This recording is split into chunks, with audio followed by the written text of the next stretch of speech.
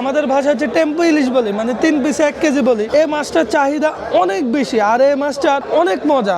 Stock করার মতো আসলে অপশন নাই, এটা কাঁচামাল তো, মানে আপনার দিন ধরেন সাপোজ অনেকে 2 মাসে বন্ধ শুনলে উনি দেখে যে 2 মাসে মাছটা নিয়ে যেতে যায়, আসলে ওইভাবে মাছ থাকে না ঘাটে। অনলাইন প্রতারণাটা হচ্ছে যে 2 কেজি ওয়ালা ইলিশ মাছের দাম 500 টাকা বা 1 কেজি মানে 500, 1000, 700 টাকার মধ্যে ওরা সীমাবদ্ধ রাখে। ওরা এমন একটা রেট দেয়, মনে করেন না যে মধ্যবিত্ত হচ্ছে নেওয়ার জন্য বসে থাকে যে 1000 টাকা আমি ইলিশ পাচ্ছি, যে কারণে মানুষ কিনতে যায়, কিনতে গেলে বলে যে অ্যাডভান্স দেন।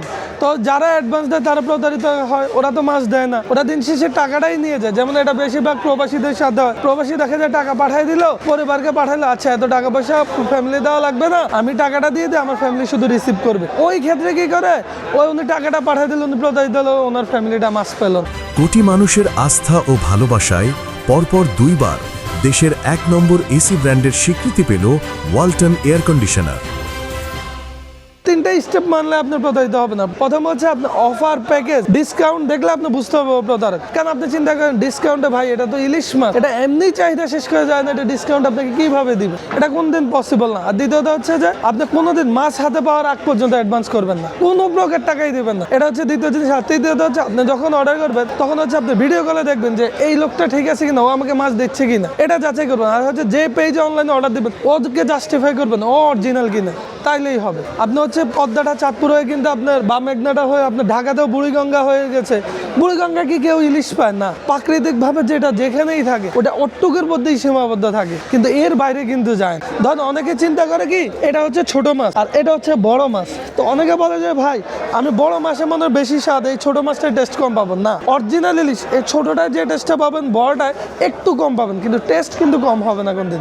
অরিজিনাল এবং অরিজিনালের টেস্ট এটা আজীবন থাকবে, কারণ এটা ন্যাচারালি। এটা হচ্ছে টেম্পো ইলিশ, মানে এটা আমরা বলি টেম্পো ইলিশ, ছোট ইলিশ বলে, এটা আমাদের লোকাল ভাষায় বলি টেম্পো ইলিশ, কিন্তু এটা হচ্ছে 3 পিসে 1 কেজি হয় এই মাছটা। কিন্তু এই মাছটা স্বাদ ভাই দুর্দান্ত, যে একবার খায় ও কিন্তু এই মাছটার মানে প্রেমে পড়ে যায়। লোকাল বাজারে এটা পাওয়া যায় হচ্ছে 1400 থেকে 1500 টাকায় উঠানামা করতেছে, কারণ এখন এটা অরিজিনাল তো, এটার মধ্যে ডুপ্লিকেট, ওটা 700-600, ওটা সাগরের মাছ। কিন্তু কোনোদিন বিক্রি করতে বলে না যে ভাই এটা অরিজিনাল, মানে বাইরের যে বাজারগুলো ওরা বলে যে ভাই এটা 800 টাকা কেজি। এই ঘাটটা টোটালি নির্ভর করেছে ইলিশের উপরে। এটা ইলিশের জন্য সারা বাংলাদেশে ফেমাস, এবং এটা কিন্তু বাংলাদেশ যদি আমরা বলি এটা ভুল হবে, এটা সারা ওয়ার্ল্ডের মধ্যে চিন্তা করলে এটা, কারণ হচ্ছে ন্যাচারালি ইলিশগুলা যেন চাঁদপুর ইলিশ প্রাকৃতিক ভাবে টেস্ট বেশি, এবং এটা হচ্ছে আল্লাহ প্রদত্ত এই সাইডের পানিটা থাকার কারণে টেস্ট বেশি হয়।